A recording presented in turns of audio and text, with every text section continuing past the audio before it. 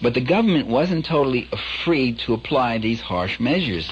First of all, Italian workers and peasants had their own unions, they had political organizations, they had cooperatives, they had their own publications, and through the use of demonstrations and strikes, boycotts, factory takeovers, occupying farmlands, the forcible occupation of farmlands, they often won some very real concessions in wages and work conditions, unemployment benefits, and they won the right to organize.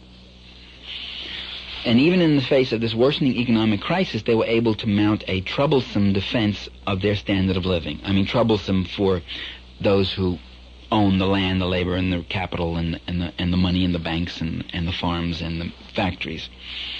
So the only solution really was to smash the worker and peasant organizations, in effect destroying all political and civil liberties, including the right to organize, agitate, and propagandize.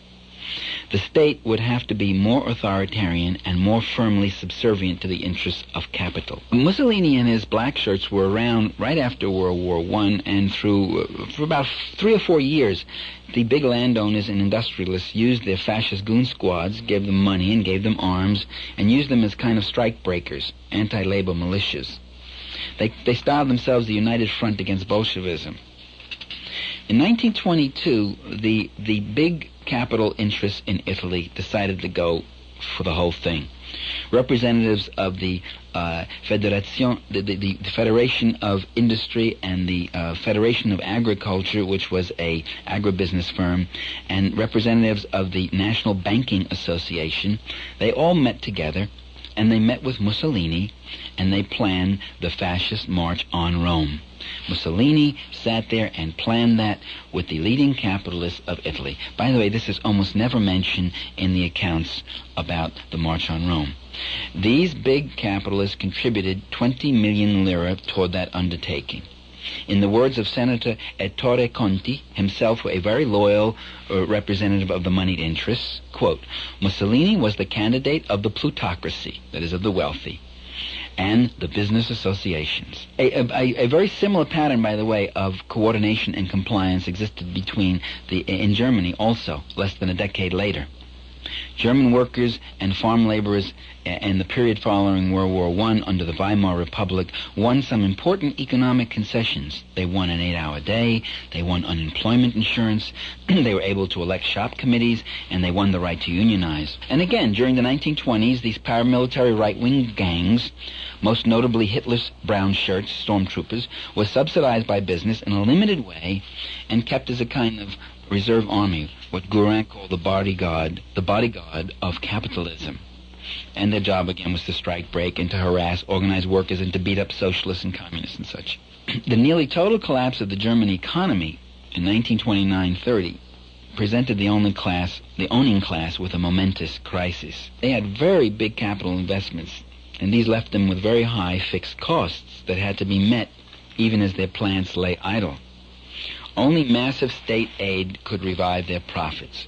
Wages and social welfare, human service expenditures had to be cut. Union contracts had to be abrogated. In fact, human contracts had to be abrogated too. Business would need new subsidies and tax exemptions.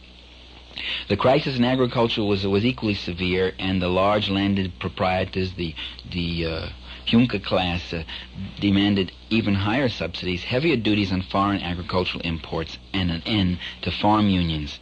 These unions were holding wages up, and when wages were being sustained, you cut into profits.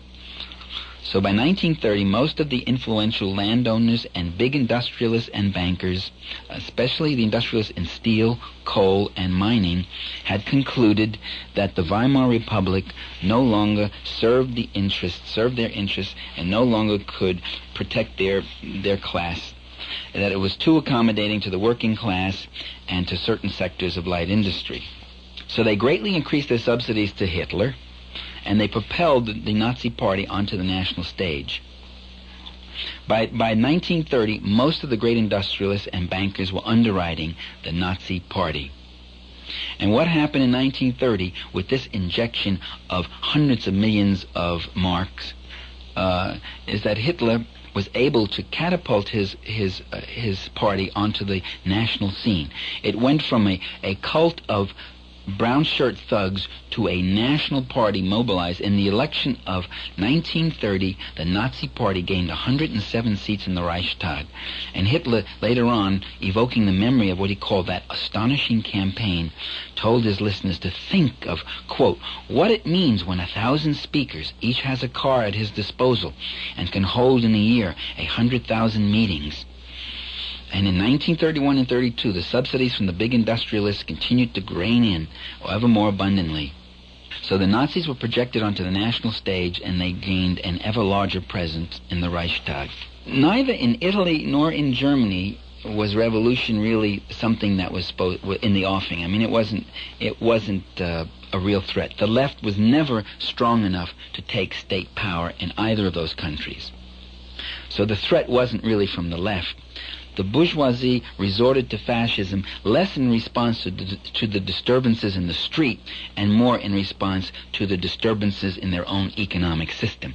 The threat wasn't from the left. The threat was from their own economic systems and its contradictions, and the fact that democratic forces had developed enough democratic strength to resist the austerity and the rollback that the capitalists tried to impose to maintain their levels of profit. The sickness that these capitalists tried to banish was from within, not from without. The Italian and German monopolists, the big cartels, also had a direct interest in an expansionist military regime.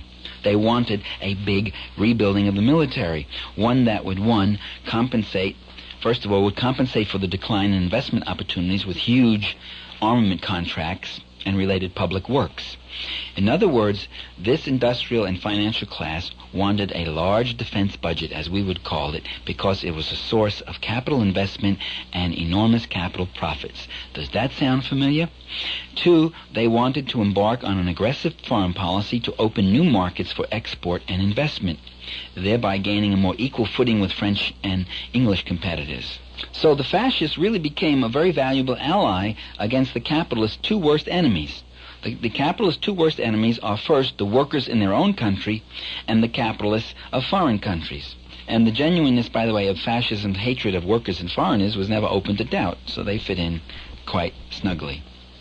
Now, I don't mean to say that all the big industrialists and financiers supported fascism with equal fervor. Some, like Tyson, were early and enthusiastic backers of Hitler.